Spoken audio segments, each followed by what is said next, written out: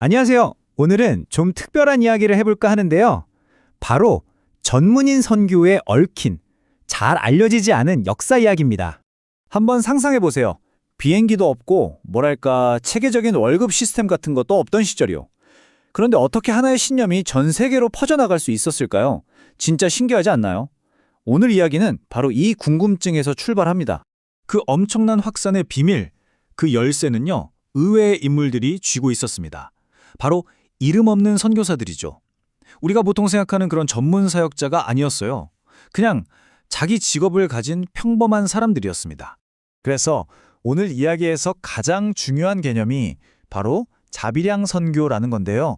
말이 조금 어려울 수 있는데 쉽게 말해서 자기 직업을 가지고 돈을 벌면서 동시에 신앙을 전파하는 방식을 말해요. 그러니까 두 개의 직업을 가진 셈이죠. 이 방식이 역사를 어떻게 바꿔놨는지 지금부터 한번 제대로 들여다보겠습니다. 이게 그냥 현대에 나온 이야기가 아니에요. 저명한 역사가인 케네스 스콧 라투렛도 이렇게 말했거든요. 초대 기독교의 확장은 전문 사역자가 아닌 생업에 종사하며 복음을 전했던 여행자, 상인, 장인, 노예들을 통해 가능했다. 딱 핵심을 짚었죠. 그러니까 교회의 시작부터 그 성장 동력은 바로 일상을 살아가던 평범한 사람들이었다는 겁니다. 정말 뿌리 깊은 방식인 거죠. 자, 그럼 이 고대의 씨앗이 아주 혹독한 시련 속에서 어떻게 싹을 틔우고 그 힘을 증명해냈는지 한번 따라가 보시죠. 시간을 거슬러 4세기 페르시아로 가보겠습니다. 이때 정말 끔찍한 박해가 있었어요. 그래서 수십만 명의 기독교인들이 살기 위해 어쩔 수 없이 고향을 버리고 뿔뿔이 흩어져야만 했습니다. 정말 끔찍한 비극이었죠. 그런데 역사는 참 아이러니하게도 이 비극이 아주 예상치 못한 결과를 낳는 계기가 됩니다. 이렇게 흩어진 사람들이 어디로 갔을까요? 놀랍게도 이들은 피난처가 된 나라들의 왕궁이나 귀족사회 한복판으로 스며들었습니다. 개인 비서, 왕실 주취, 심지어 귀족의 보좌관이나 하인으로 일하게 된 거죠. 이거 정말 놀랍지 않으세요?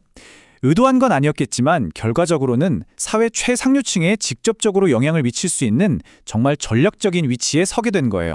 지금까지는 개인적인 차원에서 흩어져서 이루어졌다면 이제 이 방식을 하나의 거대한 조직적인 운동으로 확 불붙인 사람들이 나타납니다.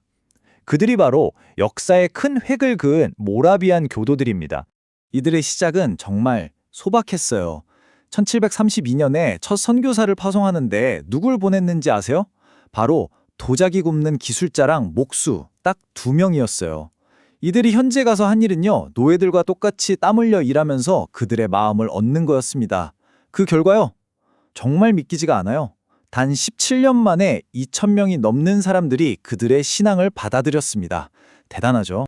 이야기는 여기서 끝나지 않습니다. 이게 시작이었을 뿐이에요. 그 후로 200년 동안 모라비안 공동체가 파송한 전문인 선교사가 무려 3,000명에 달합니다. 3,000명이요. 이들은 전 세계 14개 나라로 뻗어나갔습니다. 근데 진짜 놀라운 건 속도예요, 속도.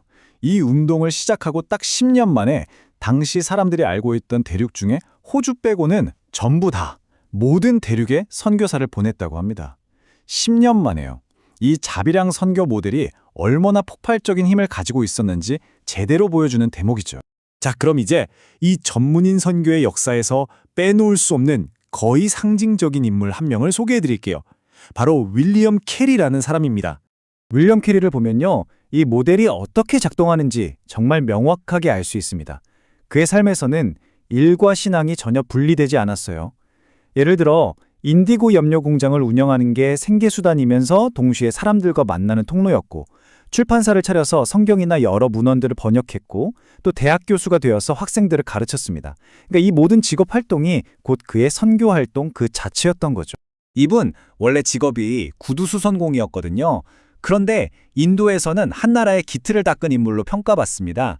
그가 남긴 유산을 좀 보세요. 현대적인 원예 기술을 인도에 처음 소개했고요. 인수에 쓸 세운종이를 개발했고 최초의 저축은행을 세웠습니다. 또 한센병 환자들을 위한 사회운동을 펼쳤고 나마야나 같은 인도의 고대 서사시를 번역해서 서양에 알렸죠. 벵고로 사전을 만들고 심지어 아시아 최초의 대학을 설립했습니다. 과학적인 천문학까지 도입했고요. 와, 정말 한 사람이 했다고 믿기 힘든 업적들이죠.